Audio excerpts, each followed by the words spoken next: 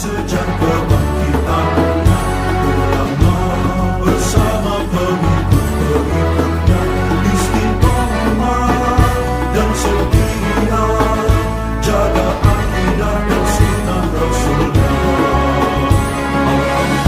Alhamdulillah segala puji baginya, ulama bersama pengikut-pengikutnya istiqomah dan setia, menjaga agama manusia dan bangsa.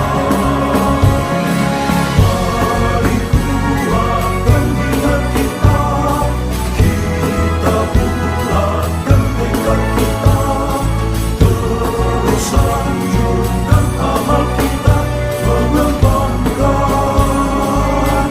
hikmah kita. Assalamualaikum warahmatullahi wabarakatuh.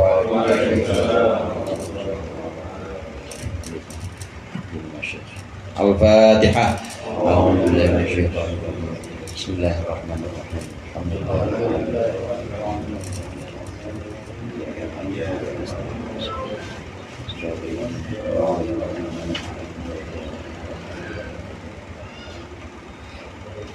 Alhamdulillahil jalali wal ikram ala ma akmalahu min dinil Islam. Wassalatu wassalamu ala nabiyil huda war rahmah al-mab'uthi bil kitabi wal hikmah, khatamin nabiyyin wa imamul mursyidin sayyidina Muhammadin wa ala alihi wa sahbihi wa atba'ihi ajma'in, amma ba'd.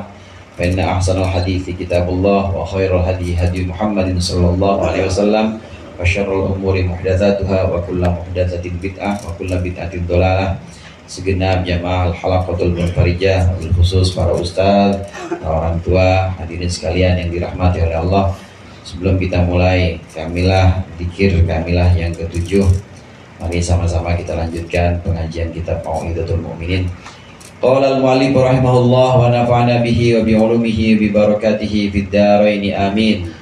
Wa yakhussu bit tahiyyati was su'ali man yaqrubu minhu idza jalasa. Dan hendaklah seseorang mengistimewakan atau mengkhususkan penghormatan dan juga pertanyaan man kepada orang yaqrubu minhu idza jalasa, orang yang dekat darinya ketika dia sampai duduk. Wa idza dakhala, dan ketika masuk dhaifun, seorang tamu lil mabiti untuk menginap, falyu'arrifhu, maka hendaklah dia memperkenalkan atau memberitahu dhaif tamu, falyu'arrifhu, maka dia memberitahukan akan tamu siapa sahibul manzili, orang yang punya rumah, inda dukhulihi al-kiblata, ketika masuknya memberitahu al-kiblata akan kiblat, wa baital ma'i, dan rumah air, imah nacai. Imah nacai itu maksudnya maksudnya tempat hotel hajat, kamar mandi, wa maudi al-wudu'i, dan tempat wudu.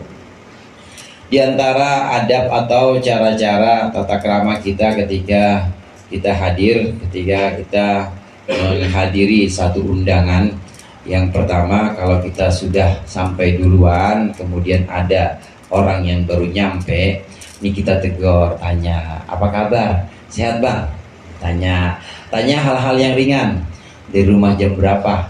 Jadi jangan tanya hal-hal yang berat, apalagi yang kira-kira bisa memperberat lagi pikiran dia. Gimana bang, diomelin lagi sama istri? baru datang udah tanyain gitu. Orang yang namanya baru datang, saudara, itu kan ya capek, kadang-kadang parkiran kagak dapet, kadang-kadang di jalan ketemu orang dia juga gimana. Maka ketika datang, kita lebih dahulu datang, maka tanyakan hal-hal yang ringan untuk dia. Nah, dia merasa nyaman nih, baru datang, kemudian disapa, ditanya, ini merasa nyaman, jadi merasa betah dekat duduk sama kita. Ini di antara adab ketika kita menghadiri satu undangan. Nah, kemudian kalau memang kita yang mengundang, datang satu tamu misalnya, dan memang tamu itu keperluannya untuk menginap di rumah kita, yang pertama kali kita beritahu adalah kiblat. Ini kiblatnya kalau mau sholat, kemudian baru kamar mandi, kemudian baru tempat wudhu. Di sini kenapa? Ini husnuzon sekali Imam Ghazali nih. Kenapa demikian? Yang diurutkan di sini urutannya, kasih tahu dulu kiblatnya, bukan kasih tahu dulu tempat wudhu. Kenapa? Karena Imam Ghazali husnuzon bahwa orang itu biasanya kalau jalan-jalan biasanya nggak lepas wudhu. Harusnya memang gitu, saudara. Kita kalau jalan-jalan harusnya jangan lepas wudhu.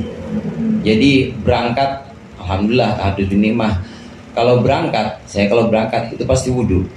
Insya Allah perjalanan lancar semua tuh. Tambahin sama selawat dah. Bang Ali yang besok pengen ziarah, jangan lepas wudhu. Jadi kalau bininya mau pelukan ya pakai sarung tangan. Jangan lepas wudhu. Kenapa di sini yang diberitahu pertama kali kiblat? Karena biasanya tamu yang baru datang itu udah punya wudhu. Nah sampai di sana dia langsung sholat. Nah di situ dapatlah keberkahan kita, dapat keberkahan dari tamu, rumah kita dipakai buat sholat. Jadi ditunjukkan pertama nih kiblatnya sebelah sini. Baru setelah itu tempat buang hajat atau kamar mandi. Baru setelah itu tempat wudhunya. Memang kebiasaan orang-orang soleh dulu ketika dalam perjalanan itu pasti punya wudhu. Dan pertama kali sampai pasti sholat dulu. Nah kemudian berikutnya juga wa ayyang sila sahibul manzil yadahu qoblal qaumi, dan hendaklah yang punya tempat ini membasuh tangannya lebih dahulu qoblal qaumi, sebelum orang-orang atau sebelum undangan, wa qoblat ta'ami, dan juga sebelum makan, liannahu yad'un nasa ila karamihi, karena dia itu mengundang manusia ila karamihi, kepada kemuliaannya. Wa yata'akhkharu fi akhir ta'ami anhum, dan hendaklah wa yata'akhkharu, dan hendaklah dia belakangan fi akhir ta'ami, dalam mengakhirkan makan, anhum, dari kaum atau dari undangan. Kalau kita sebagai tuan rumah kebetulan memang sedang menyediakan makanan, kita cuci tangan dulu. Ini yang dilakukan oleh Imam Malik ketika Imam Syafi'i datang. Imam Syafi'i muridnya datang kepada Imam Malik ke Madinah. Yang dilakukan oleh Imam Malik pertama kali cuci tangan dulu. Ketika makan, Imam Malik sebagai sahibul manzil atau sahibul bait, kita juga sebagai sahibul bait misalnya, ini kita cuci tangan dulu. Baru setelah itu tamu-tamu yang cuci tangan. Jadi cuci tangannya duluan. Ini menunjukkan bahwa kita itu tahu adabnya. Tapi nanti kalau makan kita rapinya belakangan dengan harapan supaya tamu kita jangan ngerasa malu. Orang pengen nambah, tuan rumahnya udahan aja kan gak enak. Nah kita makannya dilambat-lambatin. Atau dengan harapan nanti bakal datang lagi tamu lagi, itu tamu jadi masih ikut makan sama kita karena kita makannya agak lama.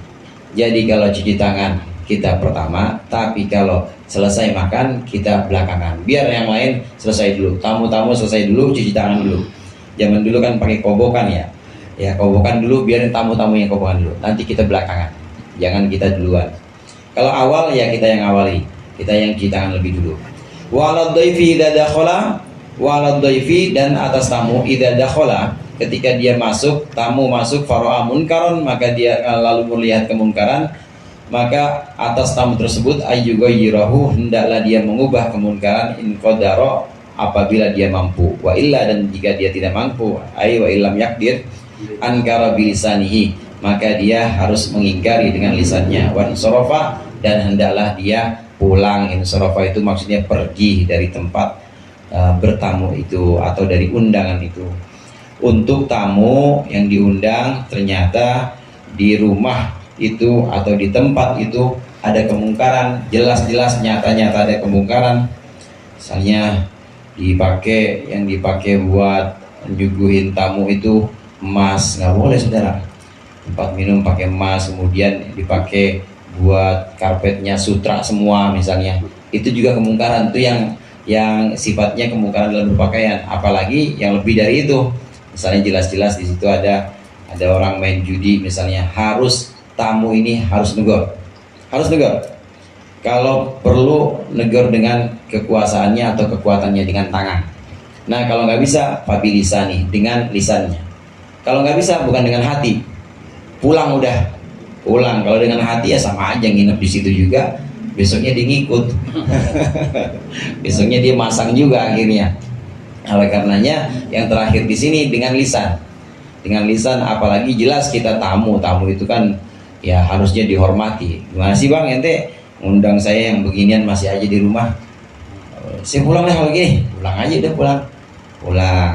Itu cara adab kita sebagai tamu kalau diundang, dan ketika kita melihat kemungkaran, melihat satu keharaman, maka kita harus menegurnya, minimal itu ditegur. Kalau bisa ya ditegur keras dengan biadih. Man ra'a minkum munkaran falyughayyirhu biyadihi, pertama dengan tangan. Kalau nggak bisa, falam yastati fabilisani, dengan lisan. Dah, kalau buat tamu sampai lisan doang, nggak boleh dengan hati, cukup dengan lisan. Terakhir pulang dah, jangan kemudian dengan hati terus ikut tetap bertamu di situ, jangan. Mudah-mudahan bermanfaat.